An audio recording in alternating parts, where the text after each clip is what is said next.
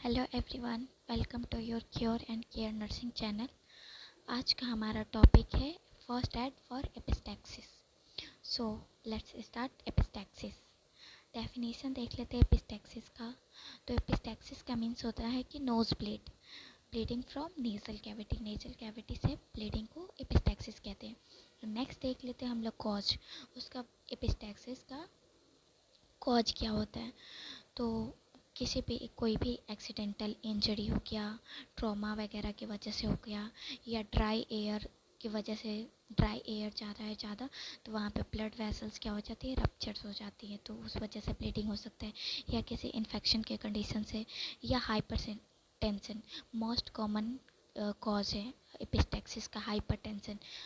And accident हो गया, and कोई भी अगर ब्लड या हार्ट रिलेटेड डिजीज़ है तो उस कंडीशन में भी आपको नोज़ ब्लीडिंग हो सकता है। एंड अगर आप कोई भी ब्लड या हार्ट रिलेटेड ड्रग ले रहे हैं लाइक एस्प्रिन, तो एस्प्रिन जो होता है एक एंटीप्लेटलेट ड्रग होती है।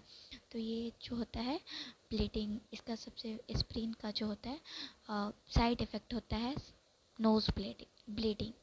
तो ब्लीडिंग हो सकता है ब्लड या हार्ट रिलेटेड ड्रग लेने से। एंड प्रेगनेंसी के कंडीशन में जब ब्लड वेसल्स क्या करती है, डायलेट करती हैं, तो ब्लड वेसल्स डायलेट होने की वजह से नोज़ के जो छोटी छोटी ब्लड वेसल्स होते हैं वो रप्चर हो सकती है, जिस वजह से ब्लीडिंग हो सकता है। या कोई भी हम लोग फॉरेन ऑब्जेक्ट इंसर्ट करते हैं नोज में, लाइक छोटे बच्चे जो होते हैं फिंगर नोज इंसर्ट करते हैं या कोई भी ऑब्जेक्ट इंसर्ट करते हैं, तो इस वजह से ब्लीडिंग हो सकता है। या कोई भी इन्फेक्शन, साइनोसाइटिस हो गया या राइनाइटिस हो गया, या अगर पेशेंट थ्रोम्बोसाइटोपेनिया का पेशेंट है, मीन्स प्लेटलेट का काउंट उसमें कम है, तो उस वजह से ब्लीडिंग हो सकता है इसको। एंड नेक्स्ट देखते हैं साइन एंड सिम्टम्स एपिस्टैक्सिस का। तो इसमें ज़्यादा कुछ होता नहीं, बस नोज से ब्लीडिंग आएगा, आपको डिजीनेस, वीकनेस लगेगा, sometimes triggers into throats. Sometimes ये क्या होगा, ब्लड जो होता है ट्रिगर्स करेंगे थ्रोट में। एंड नेक्स्ट देख लेते हैं इसका क्लासिफिकेशन जो होता है एपिस्टैक्सिस का दो टाइप से, एक anterior epistaxis and posterior epistaxis. Anterior epistaxis means कि अगर एंटीरियर साइड से ब्लीडिंग हो रहा है, तो जैसे ब्लड वेसल्स रप्चर्ड हुई है, इनकी वजह से ब्लीडिंग हो रहा है, तो ये एंटीरियर एपिस्टैक्सिस में काउंट होंगे। बट पोस्टीरियर एपिस्टैक्सिस अगर कोई हार्ट रिलेटेड डिजीज है, या उसको अपर रेस्पिरेटरी ट्रैक्ट में इन्फेक्शन हो गया है, इस वजह से ब्लीडिंग हो रही है, तो ये हो गया पोस्टीरियर एपिस्टैक्सिस। अगर पोस्टीरियर एपिस्टैक्सिस में आपको हेल्थ केयर प्रोवाइडर के पास जाना है। और एंटीरियर एपिस्टैक्सिस जो होता है वो नॉर्मल होता है, 15 से 20 सेकंड में वो अपने आप ही बंद हो जाता है। एंड नेक्स्ट देख लेते हैं डायग्नोसिस इवेल्युएशन क्या होता है कि इसमें history taking and physical examination कर सकते हैं, ब्लड टेस्ट आप कर सकते हैं, एक्सरे, हार्ट रिलेटेड टेस्ट वगैरह हो गया, और नोज का एक्सरे वगैरह कर सकते हैं। एंड सबसे आज का इसमें इम्पॉर्टेंट पॉइंट ही मैं इसलिए था कि फर्स्ट एड देखना है कि आप किसी पेशेंट को नोज़ ब्लीड हो रहा है, अगर आप ये स्टेप फॉलो करेंगे तो उसे तुरंत ही रिलीफ मिल जाएगा। तो नेक्स्ट देख लेते हैं कि एपिस्टैक्सिस के कंडीशन में आप लोग क्या करना है और क्या नहीं करना है आपको। तो फर्स्ट देख लेते हैं, make the patient seat in the comfortable upright position with the head slightly forward. इसमें क्या करना है कि आपको पेशेंट को बैठे हुए पोजीशन में लाना है, एंड हेड को थोड़ा सा स्लाइटली आगे की तरफ फॉरवर्ड टिल्ट करना है। एंड इसका फिगर नेक्स्ट आगे देखेंगे हम लोग। एंड उसके बाद 3 पॉइंट्स होता है। फर्स्ट देख लिए कि उसको बैठी हुई पोजीशन में करना है, एंड हेड को थोड़ा सा आगे की तरफ टिल्ट करना है। एंड सेकंड कि जो सॉफ्ट पार्ट होता है, नेजल बोन के नीचे सॉफ्ट पार्ट होता है, उनको हम लोगों को थंब से एंड इंडेक्स फिंगर से 10 मिनट तक प्रेस करके रखना है। इससे क्या होगा कि वैसो कंस्ट्रक्शन होगा तो ब्लड फ्लो कम होगा, ब्लीडिंग रुकने का चांस है, ब्लीडिंग रुक जाएगा। एंड नेक्स्ट देख लेते हैं उस पर जो होता है कोल्ड कंप्रेशन या आइस पैक लगाने से कोल्ड कंप्रेशन करने से क्या होता है कि ब्लड वेसल्स कंस्ट्रिक्ट होते हैं, वैसे कंस्ट्रिक्शन होता है, इस वजह से ब्लीडिंग नहीं होगा, रुक सकता है। तो ओवर द यहाँ पे ओवर द नोज ब्रीज या फॉरहेड पे आपको कोल्ड कंप्रेशन या आइस पैक लगाना है। एंड फोर्थ है कि अगर पेशेंट को माउथ में ब्लड जा रहा है तो उनको बोले कि उसको सॉलो ना करे, उसको स्प्लिट करें।